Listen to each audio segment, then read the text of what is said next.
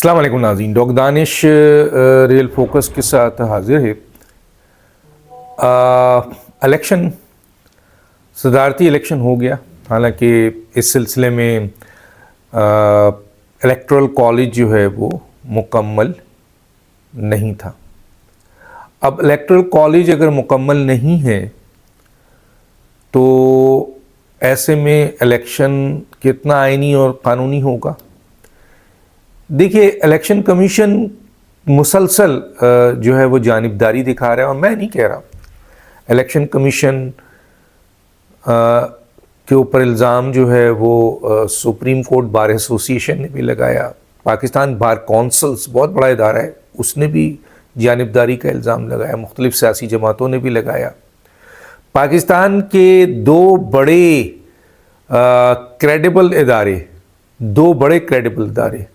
एक फॉफिन और एक जो है पिलडेट, उन दोनों ने भी इलेक्शन कमीशन की जानिबदारी, धांधली, इन सब को एक्सपोज किया।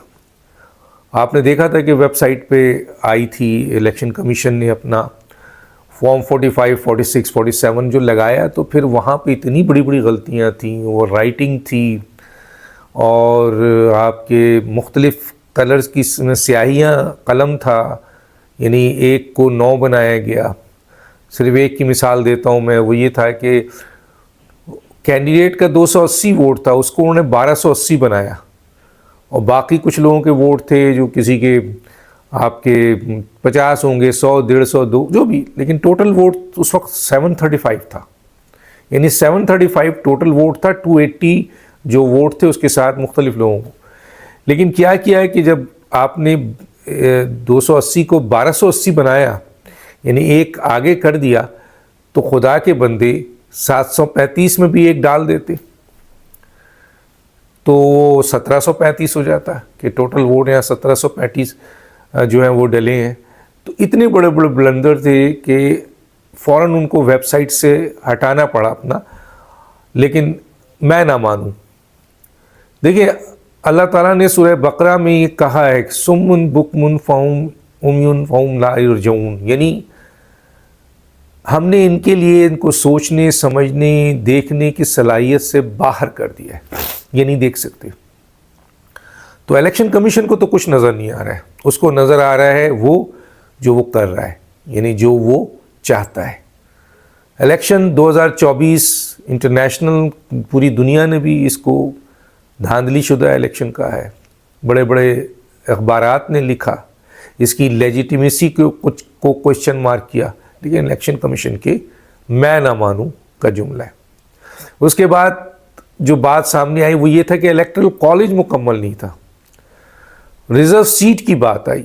अब वुमेन रिज़र्व सीट और अक़लियत की सीट, एक तरफ तो आपने सुन्नी इत्तेहाद को नहीं दी, जो कि कानूनी और आईनी उनका हक है, और कोई ऐसी आइन में नहीं लिखा है कि आप उन्होंने लिस्ट नहीं जमा की है तो नहीं दे सकते।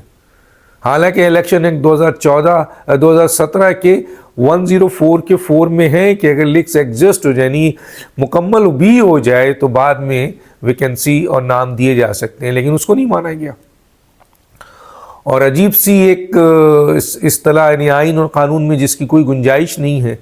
तो ये बात बिल्कुल सही है कि इलेक्शन कमीशन ने 218 और 219 के तहत आइन शिकनी की है और मुसलसल करते आ रहा है। अब आइए, वज़ीर आज़म का इलेक्शन हो गया, इलेक्टोरल कॉलेज मुकम्मल नहीं है।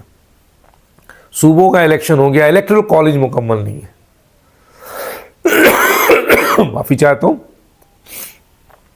और मसलन आप कौमी असम्बली में डिप्टी स्पीकर का हो गया, इलेक्टोरल कॉलेज मुकम्मल नहीं है। सदारती इलेक्शन जो बहुत ही अहम था और बिल्कुल नेक टू नेक था, जब देखा कि नेक टू नेक है, तो उसके बाद एक नया खेल खेला गया और सदारती इलेक्शंस कराने के लिए वो तमाम सीटें जो वो वुमेन्स और अक़लियत की सुन्नी इत्तेहाद कौंसल्स को जानी थी, जो उनका हक है, राइट है, कोई हम उन पर एहसान नहीं कर रहे हैं ये बता के।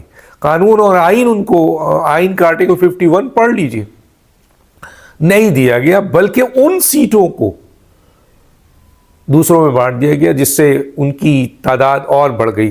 गोया ये बात साफ तौर पे था कि इलेक्शन वज़ीर आज़म शहबाज शरीफ जीते, स्पीकर डिप्टी स्पीकर वही जीते जो इस इत्तेहाद का हिस्सा है, PMLN पीपल्स पार्टी MQ वाले, और सदर भी वही जीते जो कि पीपल्स पार्टी का है।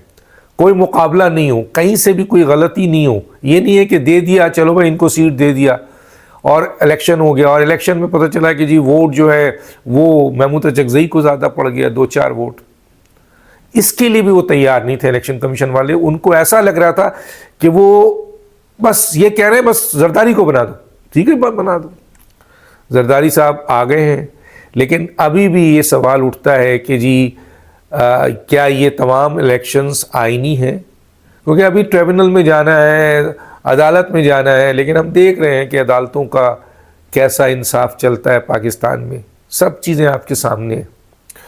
इस बुनियाद के ऊपर ये जो आपका इलेक्शन था वो क्या ये आईनी इलेक्शन है, और क्या ये आपका जो आसिफ अली जरदारी साहब 5 साल के लिए आ गए हैं और अब वो ज़ाहिर सदारत करेंगे वहाँ बैठ के, और उनको हटाना भी इतना आसान नहीं है क्योंकि सदर सिर्फ इम्पीचमेंट से हट सकता है। तो अब देखना ये है कि अब जो सवाल उठ रहा है वो ये उठा है कि ये पार्लियामेंट जो ऑलरेडी जिसकी तादाद अक्सरियत फर्स्ट टाइम पाकिस्तान की हिस्ट्री में जिन लोगों को मुस्तरद किया आवाम ने, वो पार्लियामेंट में पहुँचे हैं, और जो इलेक्टेड थे, जो मुख्तलिफ सियासी जमातों के जो भी थे जो इलेक्टेड थे, उनकी तादाद कम है।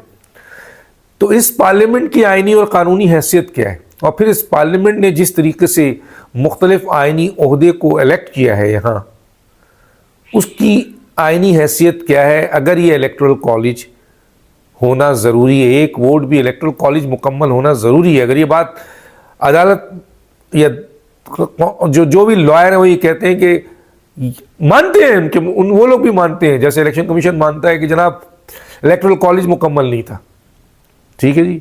जब इलेक्टोरल कॉलेज मुकम्मल नहीं था तो फिर कैसे आप इलेक्शन करा सकते हैं? महमूद अचकज़ई ने रिक्वेस्ट की थी कि इसको आगे बढ़ा दिया जाए, इसका फैसला आ जाए, और अदालतों ने भी जो फैसले दिए वो ऐसे मिक्स थे कि उससे जो चाहता था अपनी माफ़ी चाहता हूँ, अपनी राय ले लेता था, और वही हुआ कि इलेक्शन कमीशन ने उठा के फेंक दिया अदालती राय को, और क्लियर कट कोई इंस्ट्रक्शन नहीं थी, सिर्फ स्टे की बुनियाद पे बात चलती गई। तो उस बुनियाद पे इलेक्टोरल कॉलेज नामुकम्मल होने के बावजूद इलेक्शन कितना आइनी है, कानूनी है, पाकिस्तान में जो हो जाता है फिर वो हो जाता